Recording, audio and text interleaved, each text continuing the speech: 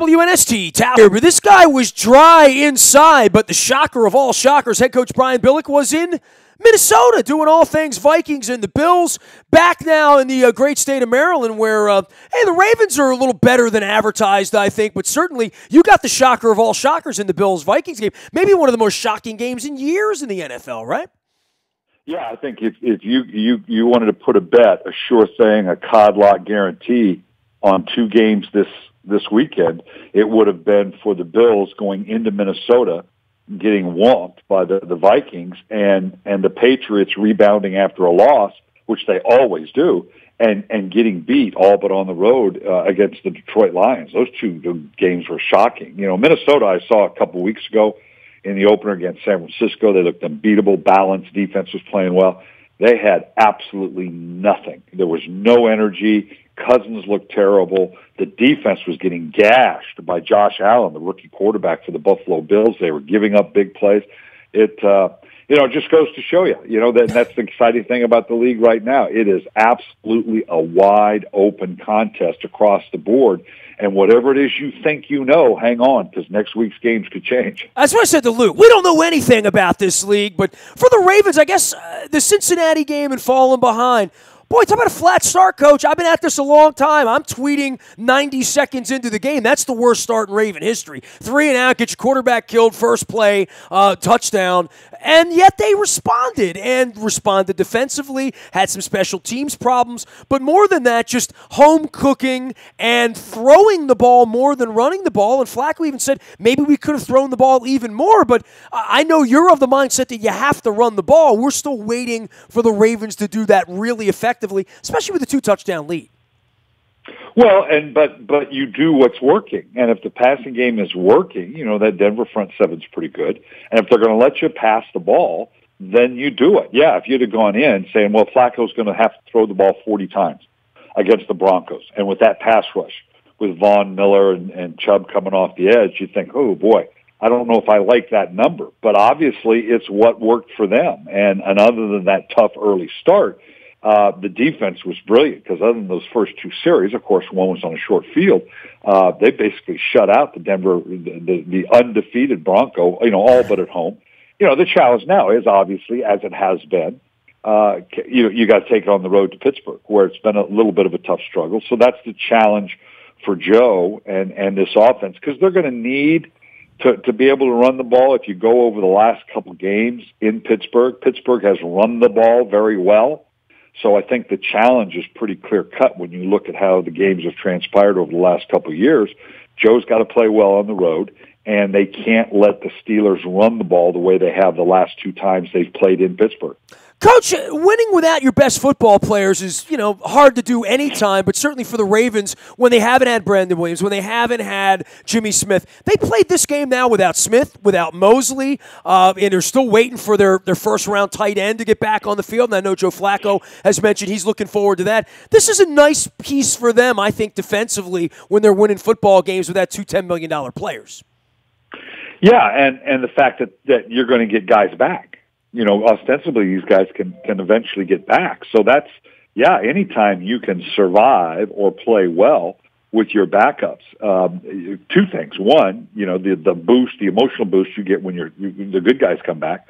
And secondly, those guys that have played now an enhanced role that weren't playing that much before or were in a backup role, they've now got some of that seasoning about them. It just adds to that depth and that confidence that you have on that side of the ball. I know it's been a little while, Coach, but I know how much you like tight ends, and having been a tight end yourself. Well, the Ravens have really invested in tight ends really over the last decade. If you go back to, let's say, Pittett and Dixon and everything forward, whether it's bringing in Ben Watson and using draft picks on Boyle and Max Williams and then using two more this year. But when that tight end thing is working, and it doesn't matter whether it's Andrews or Pitta or Heap or whomever that is, for Flacco, 11 years into this, the tight end, that's a difference maker for him, for his confidence level, and certainly for moving the chains.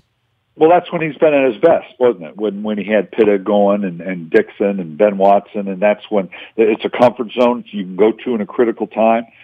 We've seen that, Brown can be that big play down the field. We always talk about, everybody's got to have that role, that basketball team on grass that I talk about. that with the vertical threat of Brown and then Crabtree and Snead are going to be in the intermediate and the basketball and grass type of thing. But those tight ends are an anchor, and Andrew has shown, and we remember in the preseason, it was all about this guy just needs experience. He just has got to play more, and they think he's a really good route runner. And then when you get Hurst back in that combination, particularly for the Ravens and the way they would like to major in the two tight ends in the comfort zone that gives Flacco, you're right, that bodes very well if Hurst can come back and healthy and add to that dimension. Coach, I know you've watched this the last couple of years in preseason, and when the season starts, you're like everybody else all over the place watching a bunch of games, but this feels to me like the best group of receivers, and I don't just mean wide receivers. I'll throw the tight ends in and where Flacco is with his health, and I know the offensive line's a little bit a question mark, but these are the best targets he's had. He's had plenty of time to get the ball to these guys. These guys have gotten open for the most part. Crabtree's dropped a couple, and we've had some bad weather here as well, but this feels like the best wide receiving group that Ozzy's put together for Joe. It's a complete group. I go back to my analogy of that basketball team on grass, and that you want diversity in your receiving core, and they appear to have that. And that's a good thing. You have guys that have specific roles. You can move them around. Obviously you got to come up with the big plays, the consistency of the tight end position that we just talked about. So yeah, top to bottom, is it the best group? I don't know. Obviously when they had Pitta and Steve Smith going pretty good, and there's been some good combinations, but I think they have across the board the best role players for their position that maybe they've had, and that's a good thing. He is our head coach on behalf of the Living Classrooms Foundation. He is Coach Billick. You can find him out there on Twitter as well. And, of course, Living Classrooms this week, Maritime Magic kicking it on Friday night with the Whalers. Really looking forward to that. If you want to go, if you want to join us, contribute to a great cause to make the city a better place, livingclassrooms.org is the place to do that, and it's Maritime Magic. No better party in town. All of our WNST programming brought to you by our friends at Royal Farms. Real fresh, real fast, $1 coffee, the fried chicken. Make sure you're downloading the Rofo app and using that with the Rofo rewards and getting your fried chicken and your Western fries and your $1 coffee free of charge. Also brought to you by our friends at Freedmont Mortgage. We'll be swabbing for the Bone Marrow Registry next week. I have some big details coming out on that. All of our live shows brought to you by Freedmont Mortgage. Buying, selling, thinking about it, or just need a little education, go to Freedmont.com and Freedmont U to learn more. Hey, Coach Billick joins us each and every week on behalf of the Living Classrooms Foundation, and, of course, out on Twitter as well. And in Minnesota, I know honoring Denny Green. Boy, there's a lot of Denny Green in the pregame shows because of the Arizona-Chicago thing. But I know you're out there with Minnesota, and there was a shocker there. I'm shocked by the Redskins beating the Packers. I think the Packers are a little bit of a letdown, especially with Aaron Rodgers coming back right now, Coach. Yeah, and again, we've talked how many times about going on the road. And it shouldn't be that way. It's not like it's an arduous, and you're on a 10-game road stand or something like that. I mean, you fly in, you play, and you fly back. But winning on the road is tough. And the fact that the Packers, with Aaron Rodgers, all but maybe not 100% healthy, I mean, he threw it 44 times. The defense is not playing well. I know Mike Pettin knew there, trying to get that defense into shape. But, I mean, the Redskins ran for 166 yards. I mean, when Alex Smith only has to throw the ball 20 times, but it does so for 220 yards, and you run for 166 yards, that's not a good combination, so, yeah, but the fact that they were home, and that's a shocker. I know when I was in the game in Minnesota, and as they kept flashing up the scores with the Packers, that was really the only thing that was being cheered in the stadium because the Bills just totally annihilated the Vikings, which was a real shocker. So they took some heart in the fact that the Packers were struggling on the road against the Redskins. This is your chance to make fun of the Patriots. Let's do it. Let's have some fun here. We're all waiting for this thing. I mean, you've been out of the league 10 years, and it's still going on. I don't know how anybody could have predicted this, but Brady at 41. What are you seeing there as far as whether this is a little bit of a blip or whether they can turn it around? And I just talked about Flacco's receivers. Certainly feels like I'm not dogging Brady at 41. It looks like he's fine. It looks like all the other parts around him aren't right now. Well, let's remember last year started kind of rough for the Patriots as well, even though they played pretty well. They looked really bad against Kansas City to start. They lost to Carolina, then they went on like an 11-game run, something like that. What was stunning was the fact that it was Detroit who has looked totally inept in the first 2 weeks. The fact that Detroit ran for 159 yards. Detroit hasn't run for 159 yards in a season, seems like, for years. And there was absolutely nothing the Patriots could do to stop them. That looked like Detroit doubled Gronkowski, and the others couldn't do anything. There was no opportunity for Brady to get the ball. He only threw it 26 times. Well, they really didn't have the ball. I mean, Detroit did a phenomenal job. Again, on the road, I get it. But the numbers were prohibitive. We did it on our show Playbook last week. When Tom Brady loses, I'll mangle the numbers here, but he's like 26-2 or something coming back from a 10-point loss. Just unbelievable numbers in terms of what they've been able to do. They haven't lost back, so rarely back-to-back losses. I mean, everything pointed towards, okay, yeah, this is going to be the typical bounce back for New England. Now, the Matt Patricia coming from New England, did he have kind of a sense of what they were going to do in that typical, okay, I got a template to stop the Patriots? I'm not a big believer in that, but to hold the Patriots to 10 points, yeah, it's hard to argue against that. Matthew Stafford, looked great. He had 260 yards passing, balanced in terms of their ability to run the ball. That was the thing that shocked me the most. Because what do we always say? Well, New England and Bill Belichick, they're going to take away what you do best. Well, Detroit was running the ball. That was the best thing they were doing the other night, and there was nothing New England did to stop it. We talk about good teams and bad teams and where we stand. Miami 3-0. It seems like that stands out, and obviously the competition they've played. But they get New England this week. This is one of those games for Miami to go on the road and pack up the lunch pail. You expect New England to bounce back and win, but this is a chance to show that they could be for real, and we're all waiting for the Patriots to just, like the Wicked Witch, get buried at some point, and this will be a week I think we'll be talking about it right on up till kickoff next week. Yeah, and you're right. I mean, it's fair to say, well, let's wait until Miami plays, somebody in the A division, so to speak. I don't know that I'd quite put them in the Kansas City. They're the only two undefeated teams in the AFC. I don't know that I'd put them quite in that category yet. But we'll see. They're going to have a chance against the Patriots, who obviously are very hungry and have looked vulnerable over the last 2 weeks in a couple of different ways, but the fact that we have whittled down the undefeateds, of course, there's only two in the NFC as well, the Rams and, of course, the Buccaneers are going to, have to, on a Monday night, see how they play against the Pittsburgh Steelers. But the fact that we have so few dominant teams or undefeated teams right now tells you just what we talked about when we started the season, the fact that this thing is wide open. So, and it's going to go down. It's going to go down to the wire, and we could see maybe an 8-8 team make the playoffs. And the way these divisions play out. So it's I think it's exciting because I don't know, outside of the Rams, they're the most balanced team. They're in the top 5 in both rushing and passing, so they're clearly the most dominant. And Kansas City, although we've seen Kansas City do this before, right, where they come off with an unbelievable start and then kind of fade as people kind of figure out what Mahomes is doing. That defense is last in the league in defense. So that's got to step up at some point. So we'll see. So even the dominant teams, you outside of the Rams, in my opinion, you can look at the teams and kind of go, well, yeah, but let's just wait a little bit. Your son-in-law plays in the NBA, right? And I can tell you right now, Golden State, whoever it's going to be next year. Boy, the NFL, we've had that. This year it doesn't feel that way. And I'll give you the Rams and I'll give you Kansas City. But it does feel like in a league that wants parity, it's going to have it this year. It feels like all the boats are kind of level here all of a sudden.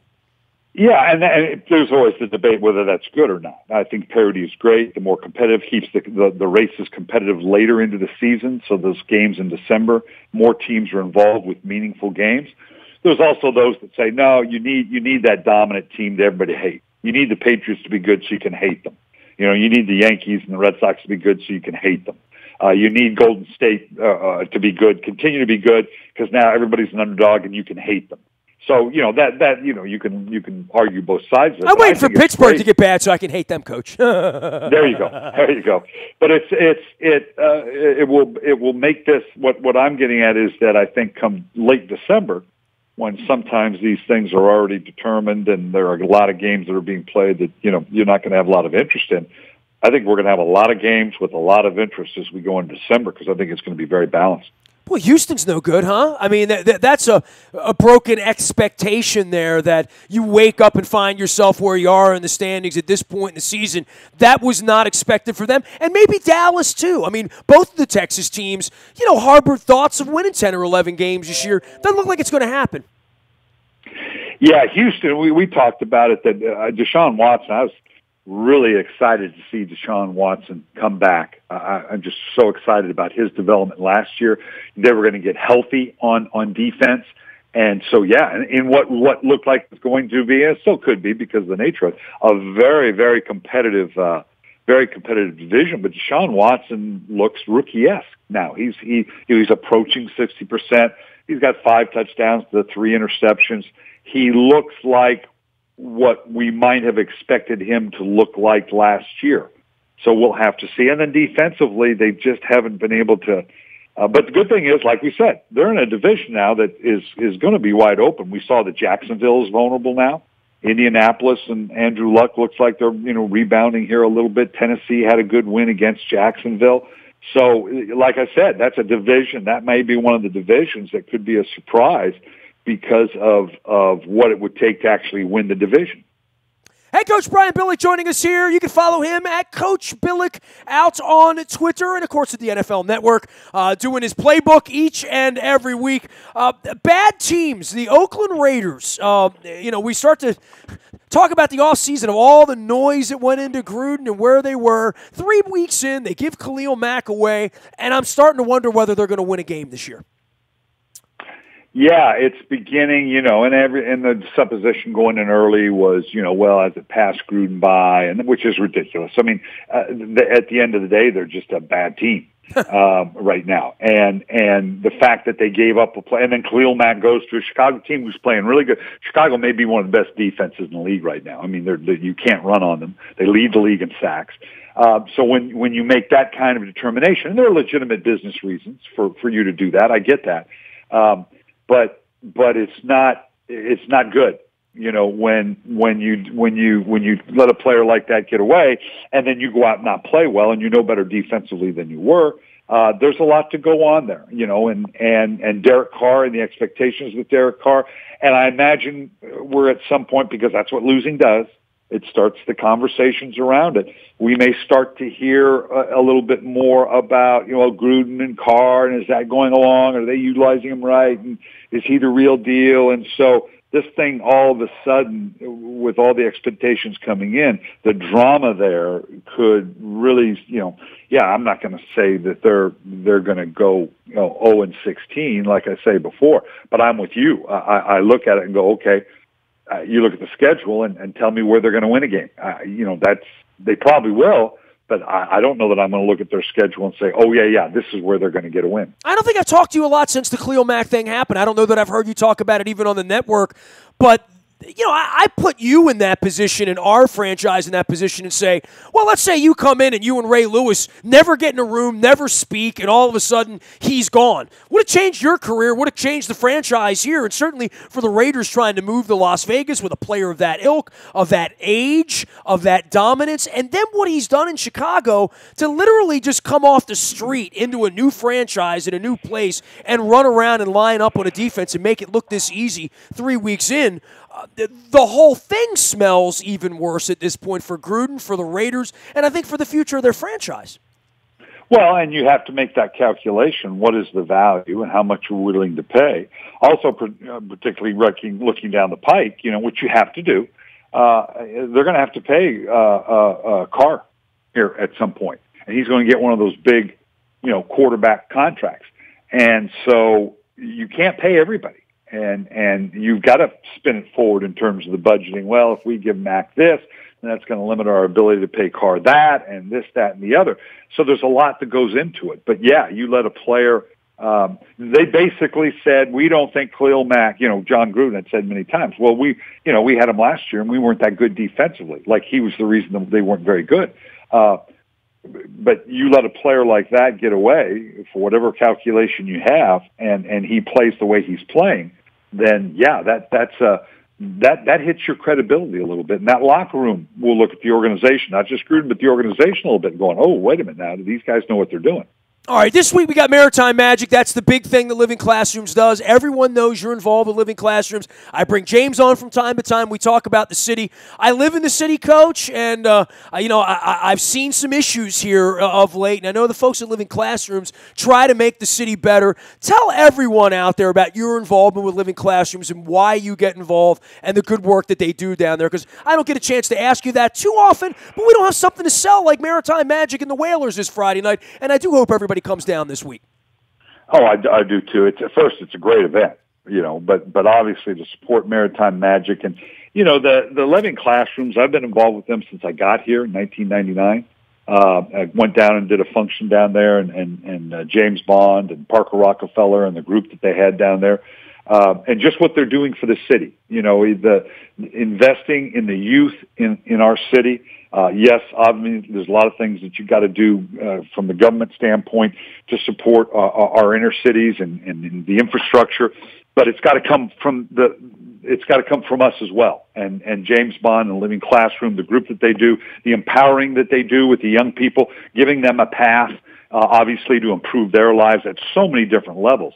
I will go as far to say there's not a government agency, there's not another agency in the city that's as effective in affecting the young people of our city in Baltimore the way the Living Classrooms does. So, yeah, they need to come down, come to have a great night at Maritime Magic, great food, great entertainment, and learn a little bit about the Living Classrooms because they are a huge part of what we do in inner city Baltimore. Well, I'm indebted to you in many ways, but certainly the relationship and what we've learned and the great people we've met. Over 2,500 people will be at Maritime Magic on Friday night. I'm hoping the stars are out. It's indoor, it's outdoor, it's tasty, and the Whalers are playing. The tents will be up. Dress nice. Come on down. Say hello to me and my wife on Friday night. Coach, always good to catch up with you. I know you've been on the travel and on the move. We'll be checking you out on Twitter and at the NFL Network on Playbook.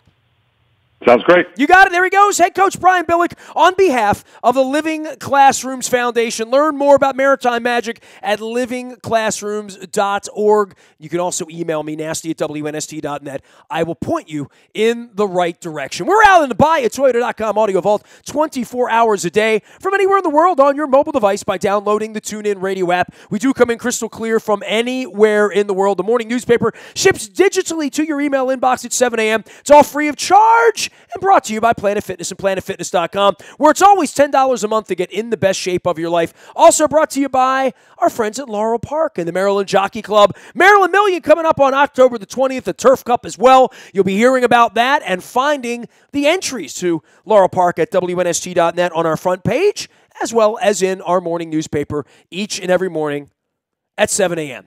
We are WNST.net, AM 1570, and WNST Towson, Baltimore, and we never stop talking Baltimore sports.